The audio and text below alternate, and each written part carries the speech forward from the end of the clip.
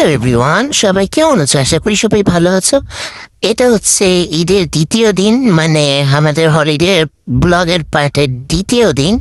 তো এই দিন সকালবেলা অনেক ঝড় হয়েছে, মানে হ্যাঁ অনেক ঝড়।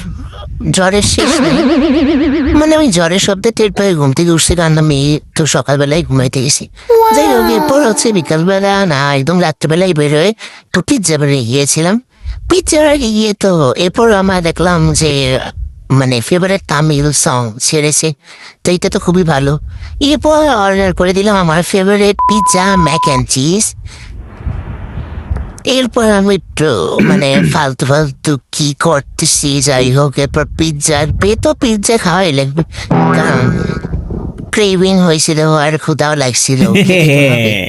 তারপর পিৎজা স্লাইডস করছে মা, তো এরপর আমরা পিৎজা খাবো। কিন্তু পিৎজাটা ভালোই ছিল, সবকিছুই টেস্টি ছিল। এরপর আবার ভিডিও দেখতে এলাম, আমার আর ভিডিও ছিল না, তাই শেষ পর্যন্ত আমি পরের দিন যে KFC খেতে গিয়েছিলাম সেটার ভিডিও অ্যাড করে দিলাম। Bye bye.